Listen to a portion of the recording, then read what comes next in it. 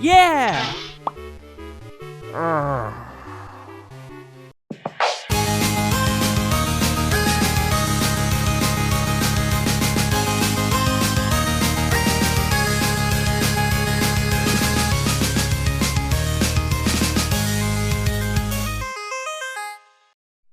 The Legend of Zelda, the Minish Cap, by far one of the more underrated Zelda games. Our story starts off like many others, with Link asleep in bed. Enjoy that sleep while you can, Link, for it will be quite some time before you sleep again. We find out that Hyrule was throwing a festival in honor of the Picori, who had helped the hero of man by giving him the Picori blade, allowing him to seal away all the monsters in the land. We also find out that Zelda has a serious case of ADD, as her attention span seems to be shorter than a goldfish. After receiving a shield, we head to the castle just in time for the Sword Fighters Winter Ceremony, in which they get a chance to touch the Picori blade. In comes Vati, the winner of the competition, who decides that he wants to take a look inside the chest and see if the Force is inside. Once finding out it isn't in there, he turns Zelda to stone and pieces out. This event sets us up to search for the Picori, who might be able to fix the broken Picori blade. We are told to look in the forest, and once there we run into a talking hat by the name of Eslo, who acts as a guide character for Link. He also gives us a new power to shrink at certain points in the world, such as stump stones and overturned pots. We eventually make our way to a Picori village, where we learn about the 4 elements that we will need to obtain in order to restore the blade 100%. The first of the elements, being Earth, happens to reside north of the village, and is our first dungeon. I've gotta say, for a first dungeon, this one is kinda forgettable. The only notable thing about it is the giant barrel in the first half of the dungeon. Other than that though, the level design is rather bland. This dungeon also happens to be where we gain the Gust Jar, which is just an ancient vacuum cleaner. The boss of the dungeon also isn't anything special, as it's just a normal choo-choo, only, Link is small, so it's giant. Yay. Next up, the mountains, where we encounter a Minish blacksmith by the name of Malari, who agrees to reforge the Picori blade and tells us to look in the humans' minds to find the next element. This dungeon relies on minecarts to get around, and this is probably my favorite thing about this dungeon. Just look at Link's face!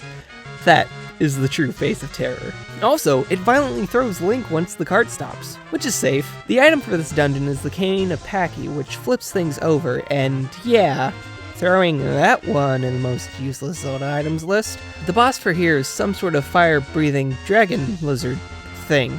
Using the cane on his back stuns him, allowing you to walk up his neck and hit the gem on his back. Now, with the fire element in hand, we head back to Malari, who has finished reforging the blade. How's that for convenient?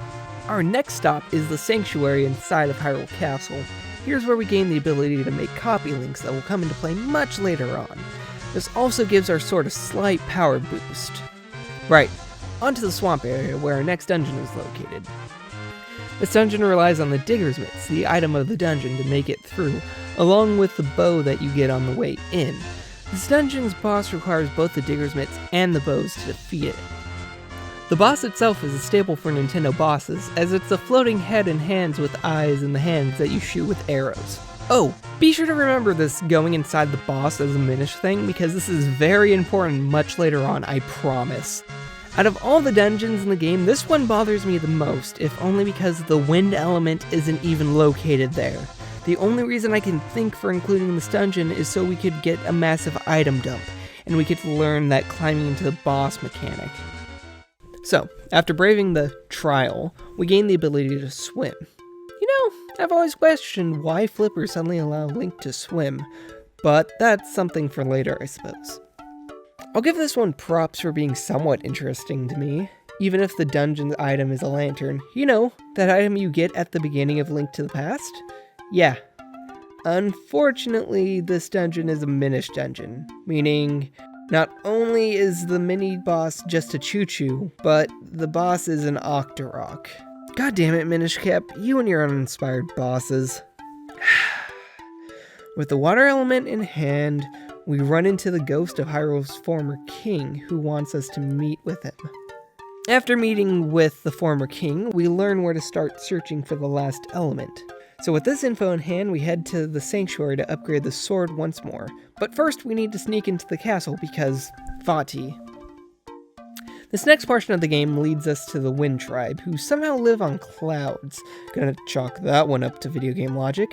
The dungeon has one of my favorite items in it, and that being the Rock's Cape, allowing Link to jump and glide. Most of this dungeon's puzzles are based around the fact that you need the cape to get across gaps, seeing as this dungeon is in the sky. The boss is, oddly enough, the more interesting of the bosses in the game, seeing as it is a giant multi-eyed flying manta ray. The only issue is the way you beat the boss. You have to use the sword's ability to make copies of Link to hit the multiple eyes at once. The issue is that you and the copies can't get hit or else they disappear. This wouldn't be a problem if charging up the energy didn't take as long. Anyways, with the Manta Ray defeated, we now have the final element in hand, and we're ready to make the Four Sword. With the Four Sword in hand, we were ready to face Vati. Lucky for us that he decided to turn Hyrule Castle into our last dungeon. After braving the challenges and the really stupid Link copy puzzles, we're ready to face Vati.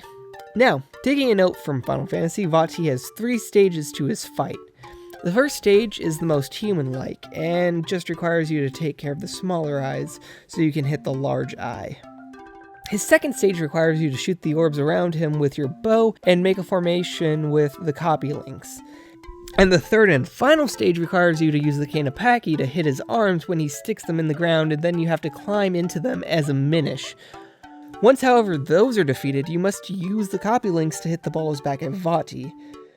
With Vati defeated, Eslo is able to regain his true form, and with that he gives the Hat of Wishes, at the very least that's what I call it, to Zelda, who turns everything back to normal. The end. Now then, what did I think of the game? Well, the bosses are uninspired, the dungeon design is boring, the game suffers from not telling you what the fuck to do syndrome at times, and the puzzles needed to gain access to each dungeon just seem there to pad out the game time. But as a fan of the series and a fan of the game, these issues are passable as long as you haven't played this game before. The music is wonderful as expected, the artwork is some of my favorite in the series. The game Zelda personality, and Vati has to be one of the coolest villains in the series. This was a really hard decision to come to, as before this review, I loved this game.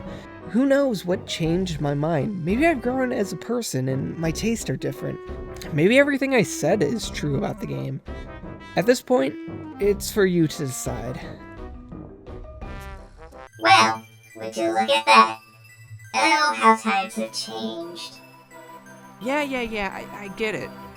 I used to like the game, and now I'm not sure if I still do. Are you happy with the results? Yeah, I guess. You ready to go? Oh god, I thought you'd never ask. Hey everyone, thanks for watching this video. Did you know that I have a Twitter and a Facebook that I update semi-frequently? If you want to know what I'm up to so you know that I'm not dead, follow me at GbcTyler. If you liked this video, feel free to check out some of my other videos. Also, don't forget to hit that subscribe button so you get to see my videos as soon as they come out.